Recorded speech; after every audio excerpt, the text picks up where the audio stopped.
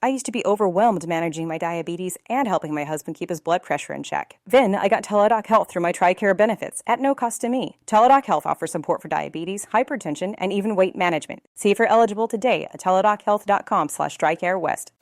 710 AM and 105.7 FM The Word welcome you to Pastor with our host, Pastor Vance Hahn of Bridgeway Christian Church, as he talks heart to heart with pastors and ministry leaders. Learn what God is doing in our churches and communities, testimonies, areas of challenge, opportunity, transformation, and the exciting hope that we have in Jesus Christ. Now, here's Pastor Lance with today's guest. Welcome, my friends, to the program. I got a brand new friend here in the studio for you to meet along with me. I'm meeting him for the first time. This is Pastor John Jordan of ChristChurch of the Valley in Vacaville, and I just want to welcome him to the program. So, Pastor John, welcome to the program. Thank you so much for having me. I appreciate it. It's good to have you. Now, we're going to get to know each other a little bit, and I'm always fascinated that, because I think you would agree with me, that not everybody's called to full-time ministry. As a matter of fact, exactly. It seems like the way that Paul set it up, the way that everybody set it up, is mostly a tent-making concept, right? Exactly. That we would take Christianity out into the world, that it's almost an anomaly that you would have a person, hey, here, I'm paying you to be a Christian. It's very strange.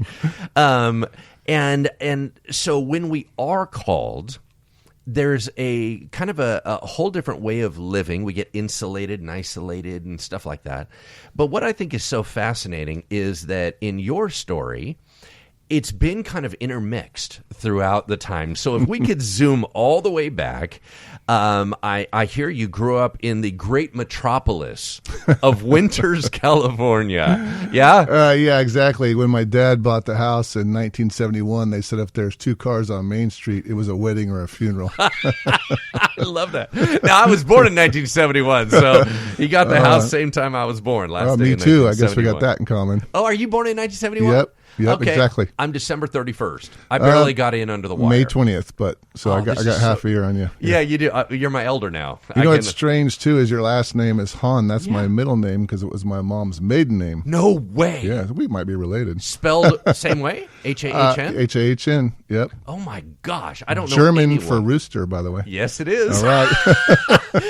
Somebody told me. It was super funny. They're like, hey, Lance, I don't want to offend you, but over in Germany, they have Hahn in a box. Like a chicken meal. And I was like, okay, it's King of the Barnyard. Leave me alone. Yes, exactly. That's super fun. I had no idea, John. I'm very excited about that. All right, so one of the things about when you were growing up is hardship, okay? Yep. And it's not that other people didn't have hardship. You had some unusual trials that you had to walk through. And so give us a little bit of understanding of that. Yeah, when I was young, I was the youngest of 5 children, which was a long span between each of the kids. So 6 years to the next brother, 12 years to the next brother, and then my sisters were 13 and 18. So quite a span in age group. And my dad got sick when I was 6 years old with cancer, and he fought that for 3 years, ended up dying when I was 9. So yeah, that was a very tough childhood, really. And then about 3 years after that, my sister got sick. She was 28, and she passed away of leukemia when I was 13, and she was 28 years old. So yeah, those two things kind of rocked the family world, and all the older siblings were gone. So we grew up Catholic, and we stopped going, and so I was left on my own after watching that, which sent me on this trip around the metropolis of Winters, walking from every Sunday to a different church and going in there on my own as a young boy, trying to hear something of truth to make sense of the stuff I had witnessed. Yeah. Well, and I think that was my question. Why would you go there? Like, why would you go to a church? I think we can get super spiritual here for a moment and just say God was drawing us. Yes. But I think it's an intriguing element to how did he get into your head? What were you thinking that I'm going to go to a church? Yeah. I think watching particularly my dad die, being like 9 years old, and being there when he died, was this thing like I wanted answers, and so I wanted to know what the truth was. I wanted answers, and if God's involved in this, then I guess I got to go to a church to find out what these answers are. So I don't think I was angry, but I wanted to know. I wanted some answers, and I was looking for the truth, basically. What point did you receive a breakthrough where you went, I think this is real, and I think I want to be a part of it? Yeah, I went to all kinds of churches, so not right away. Some were a bit over the top from my taste. And so I think as I just went to church to church to church, it wasn't until I actually started learning to play the drums, and I bought a drum set from this guy who was a Christian, and he played drums at a church in Davis, California. And I got to be good friends with him, and I would drive with him to his band practice, and he would start asking me questions like, if you die today, do you know where you're going to go? The classic question. And those riding along with him kind of started putting some fruit on to the tree of me going around to church. And it started being real, where he was posing questions to me that the Spirit was definitely using. And so I think that really is what led me to the Lord, is God using him and going to the churches and hearing the preaching of the word and then seeing the deaths happen. I think it was all God's plan to draw me to himself, Yeah, I'm a drummer. Oh, no, I did not know Fantastic, that. Wow. John. This is really creeping me out. I just realized if I die, you can just take over whatever I'm doing, and you're the I don't have the coolest voice. You're the exact. I don't know about that. What the other thing that's really interesting to me is you went into construction. Exactly. Like, it was not and now I'm just going to go off, and now that I know Jesus, I'm going to suddenly get into ministry. It was a very different route, which was, I got to practically provide for my family. What can I do? Tell me about that journey. 23 years, yeah? Yeah, I just started working young because I pretty much a little bit raised myself, because my mom was pretty depressed after the loss of her daughter especially. And so I just found myself working all the time as a young man going into high school, wanting to do, have a car, do the things that high schoolers do. And so I had to do it myself if I wanted to do it.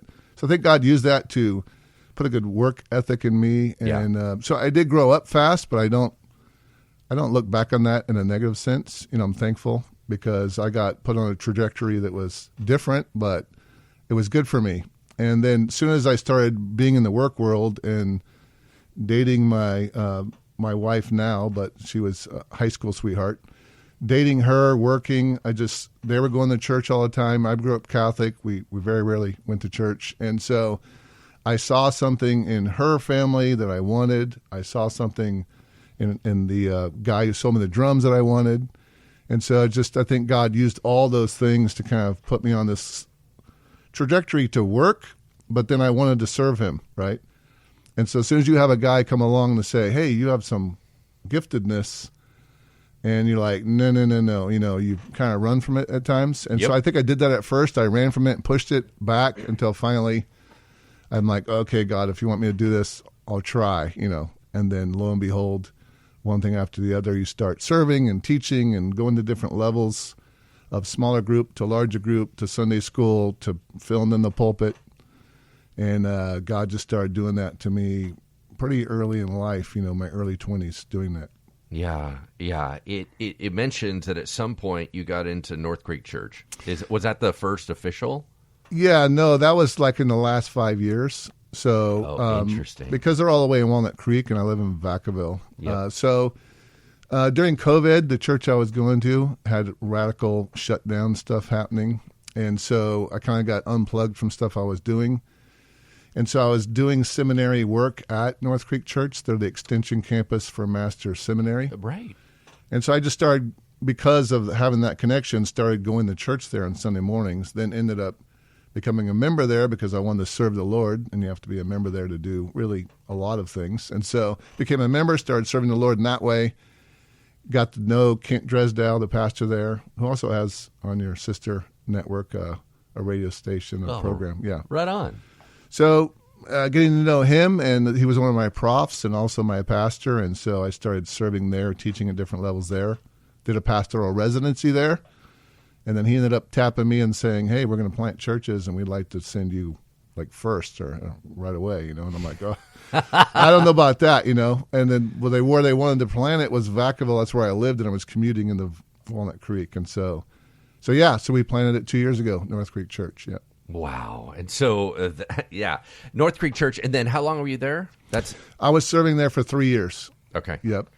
And then what happened with this shift over to ChristChurch of the Valley? Yeah. Well, it was one of those things that, you feel like the Lord wants you to do something. You desire to do it, but there's hesitancy to go ahead and do it. It's kind of where I was. Yeah. I was doing a pastoral residency, and I'm thinking, okay, later on down the line, I'll do this someday, And then he's like, we need you to do it like now. Like in 6 months, can you get it going? And I'm like, So at that point, I was a little hesitant to jump on board. And then the pastor emeritus of North Creek, John McNeff, was one of my profs in a different class. He comes to me one day and said, I'm kind of bored. I probably retired a little too early, early 70s. I got more gas in the tank, and I don't really like retirement. So, hey, have you ever thought about planting a church in where you live, and I'll come help you, and I'll do it for free?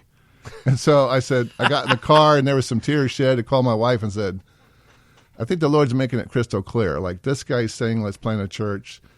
My whole life story is leading this direction. And then this man who was the pastor of that church and my prof, they're not talking. He tells me, let's start a church, So I said, well, let's pray about it. Classic answer. Let's pray about it, and I'll get back to you. And so I just took that the Lord, like, shoving me out of the nest, right, a little bit. And so I said yes, and talked to my owners of my in-laws about the company that I work for, and said, I'll give you 3.5 days a week, and I'm going to do this with 1.5 plus the weekend and plus all my nights and spare time. I'm going to do the church. And they were very supportive of that, so that was a blessing. And how long ago was that? It's been 2 years. Okay. 2 years. Are you still doing construction part-time and doing Yep. this? Okay, that's a lot. Yep. Yeah, bivocational is crazy. Well, I don't pull a salary from the church, so it's like singular vocational. Singular vocational. But the workload is heavy, yes. Yes, I was going to say, wow. The voice you've been listening to is Pastor John Jordan of ChristChurch of the Valley in Vacaville, 310 Parker Street, Vacaville to be a little bit more specific. If you want to get more information, we're going to be talking more about his story, but if you need to step out of the car or whatever, can't finish the program today, you can always go to ChristCV.org. Christ, just spell that out, the letter C, the letter V.org. And so that is ChristChurchValley.org. So you can find out more information. They have a lot of stuff going on down there in the Vacaville area. If you're anywhere in that whole area, and it's a interesting commute into Sacramento, it's kind of a smooth commute, depending on the time of day. the wrong time of day, and it's terrible. But for 2 years now, I've been out there at ChristChurch of the Valley. So here's, I guess, where I would love to spend the rest of our time, and that is what God is doing in your heart through this new move, right? This is a new assignment. Yeah. And when you have a brand new assignment, you get a chance to listen differently. You get a chance to build differently. and you're in a discovery process. So Can you tell us a little bit of the exciting things that God's put on your heart over these last 2 years? Yeah, I just had a really strong desire to bring the Word of God, because in my own coming to faith journey, I wanted to know the truth. Yeah. And I think John MacArthur said one time, they asked him, like, how do you get young people to your church? Because everyone thinks, well, he preaches for an hour and he's expository and they do hymns. How are you going to get young people? And they're teaming with young people at that church, right? And he's since passed, but he said, the way we do it is we just tell the truth, and young people want to know the truth, and so they come. And so I just decided, you know what? I think that's a good mindset that I already have, that I'm going to continue, is just bring the truth, let the truth do its job with the Spirit's work, and not try and sell Christianity. Just speak the truth from the Word. And so I tried to do that. And I started with the book of Ephesians. We walked through the book of Ephesians verse by verse all the way through for the first year. And then we moved into the book of 1 John, 2 John, 3 John. And then we went to Malachi for some Old Testament to set up Matthew. And we've been in Matthew from basically the last few months, and I've basically just scratched into the Beatitudes of the opening of the Sermon on the Mount. So it's fascinating. It's been exciting, yeah. So One of the things I've had the blessing to be able to do is I got a chance to teach. I'm an expository guy, Nice. and I've taught. We're almost the same person. I told you, John, it's getting worse. You don't have any facial hair, but we I can know. probably fix that. Yeah. Exactly. And I've taught every book of the Bible. Awesome. And at Bridgeway, which is, Awesome. been there 28 years. You have to have a little bit of space to do that. And there was all but one. And so next year I get to tack the final one, and that is the book of Jeremiah. Jeremiah is a Awesome. rough book to teach because Yes. it's very repetitive. Yep. And so I did it thematically. Yep. Usually I do everything expository. Yep. But whenever you have like a Psalms, it's Yeah. very challenging to do it because it keeps covering Yeah. the same material. I fully And you agree. go, Yeah. so like, for example, with Proverbs, I deconstructed the entire book, put it together thematically, and then went through it all. So. Yeah. So similar with, I was just saying, Lord, what were you trying to say through Jeremiah 100%, and what do we need to cover? But anyway, my point in saying all that is that, so interesting thing about denominations is I think a lot of times we always think that they're theologically constructed. I think an awful lot they're personality constructed. Certain types of personalities gravitate towards certain denominations. And what's so intriguing about it is, so you'll use the word truth. When I say, what's your passion? You'll say the word. So I'm very analytical. I'm very logical in how I process. I'm very relational as far as a person. Right. But how I sort is very much in a teacher-centric, I need to know the core, and I got to rebuild it all the way up to the top, right? So you're a Howard Hendricks fan. Exactly. Yeah, exactly. Yeah, so I'm that guy, Yeah, right? yeah. And if the word doesn't say it, that Exactly. it's one Yeah, of those kind of yep, things. So, yep. but what I found out along the way, and I hope this resonates in your heart, but what I found out along the way is there's a lot of different ways that God speaks to his children and connects with his children. So there's some people that are super into worship. Yep. And as much as I was a musician, worship to me is an act of service to the Lord. Yep. It's not my thing, right? I enjoy being with God in worship, but it's not my primary Right, thing. yeah. But some people come to church, their deepest time is Yeah. worship. Yeah. I found out along the way, and some people are into nature, that is not me, but I found out along the way that my greatest joy and connection to God is revelation. When he shares something new about himself or about the world. Yeah. Because to me, it's the most fascinating. So Bible study for me is life-giving. That is not the case for a lot of people's personalities. They have to do it by discipline. Yeah. When I get into it, as we get to prepare our sermons, and when you're digging in, sometimes you can get lost, Yep. or you go down weird rabbit holes, Rabbit trail, and yeah. everyone's like, "You need to calm down." So, like for example, when I just prepped, I'm teaching through Joshua right now. When I prepped I had to do 7 chapters of all the land allotment. I had to prepare 53 pages because I'm doing all this research. Yeah. Well, I taught 10% of that, right? Like a tiny percentage of that. The old So- iceberg.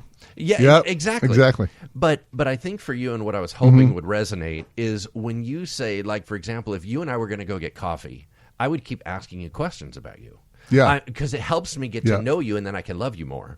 Same thing about God. When I study his word, I get to know him, and it allows me to love him more. Yep. Because that's how I'm built and Yep. constructed. Would you say that is similar to you? Yeah, I mean, God created us to have a relationship with us. And matter of fact, I'm preaching a series of sermons coming up to Christmas right now to try and take an overall view of the entire redemptive history, starting at the garden to all the way to Christ's birth, and just 10,000 foot level, And I think it's that idea that I want to know what God intended to do, and I want to know that he intends to have a relationship with me, not a religion that's cold and Amen. stiff and steel feeling, right? Cold steel. I want not just, red pews and, carpet and wooden things. I want to have a heart that is affected by the truth so that I start loving him more. I mean, I didn't meet my wife in high school and then just suddenly get married after 2 dates. You're going to get to know the person. You never stop doing that. You're always dating your wife. You're always trying to know her more. know her more intimately. And I think it's the same with God. And so that is self-perpetuating. I agree with you. You start studying and it's like, I can't stop, or you can't unplug.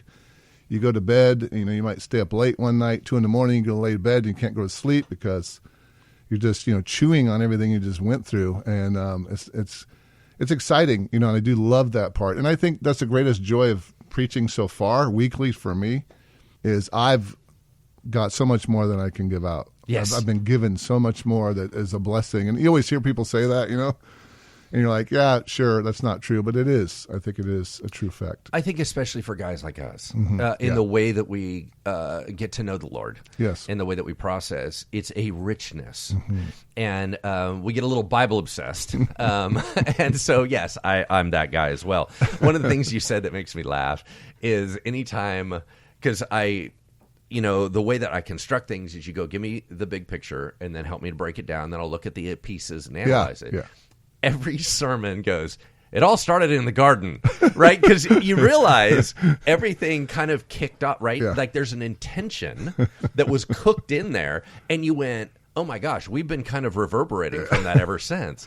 And so I feel like everyone's tired of going, I get it. It's it like started my wife in the garden. My wife and I always joke that she could be doing a study for women's, and we have a home group at my house studying a different book, and then we listen to some guy on the radio, on KFIA, and we also see that plug I got on there. I got that. And then we also, I'm preaching a different book, and she's like, it's like everything's saying the same thing at the same moment in all the different books, and I'm like, it's kind of like the one author of the Bible. And it's exactly, so we always laugh, but it's so true. It's so true. This beautiful, holistic, where he's just talking through, and you see the through line. Yep. And God's providential hand, man. Just right through there. And one of the things that I've always wanted to do some writing on, and I think through the lens of writing books, because that's just how I process. Yeah. And 2 Testaments, 1 God, and just helping people to understand. So when we design out at Bridgeway our year, we always try to balance Old Testament and New Testament, because I'm trying to get the through line, right? That you would go, I understand it's easier to go to application in New Testament. However, New Testament doesn't make sense without the Old Testament. Exactly. And they feed off each other so deeply. And you watch the nature of God get kind of spread out. Yeah. And you go, wow, you are complex. Yeah. There's so much to you. The last thing that I'll say as we're kind of wrapping up the program here is I think that you have a beauty that I don't have in your preaching, which will be that you are in construction. Because it means that you're not just only churchy guy. Yeah. There's something beautiful and rich about letting the Word of God pour through you with the ability to talk about what it is to be at the job every day. Yeah. What it is to be with other coworkers, what it is. There's something that's going to accidentally bleed from you that will feel tangible to your people. And I know it's a bit of a frustration in terms of time use. Yeah. But just to affirm you and just say, I think there's something glorious about that. Because I'm always trying to find non-believers. All my time is about Christian staff. You're getting a little bit of a bubble, that's for sure. Yes, yeah, and I'm fighting to get out of it. Yeah. But I think that everyone coming in, they're coming in from a regular world setting. Yeah. And they're sitting down in front of me, and if I'm in my little bubble mentality, it's just not going to translate the same way. So what I work for, you're going to have a bit more naturally, and I think that's really, really beautiful. And at the same time, you also get a chance to be salt and light, and at the same time, you give a lot of avenue for Satan to push on you, You do. and tempt you, which also is self-perpetuating, pushing you back into the Lord again. Yeah. It is. God can even use that, right? Yep, he does. In such a beautiful way. The voice you've been listening to me talk to you this morning is Pastor John Jordan of ChristChurch of the Valley in Vacaville. If you want to know more information about that, go to ChristCV, the letters CV.org, ChristCV.org. You can find out more information. They're at 310 Parker Street in Vacaville, California. And once again, a beautiful brand new church plant talking about the Word of God. You want to talk about truth. You want to talk about answers to life and how God interacts with us. That is the passion of Pastor John Jordan. So again, if you want to know more information, go to ChristCV.org. If you're anywhere in the Vacaville area, you want to consider Christ Church of the Valley. Thank you so much for joining us today, and we'll talk to you next time. We hope you've enjoyed Pastor to Pastor with our host, Pastor Lance Hahn of Bridgeway Christian Church. If you'd like more information about today's guest, go to thewordsacramento.com under the Programs tab to learn more about our Church of the Week, or call us at 916-924-0710. We appreciate all area pastors and leaders for their selfless commitment to God and our region. Join us next week for another glimpse into God's wonderful and expansive church on Pastor to Pastor.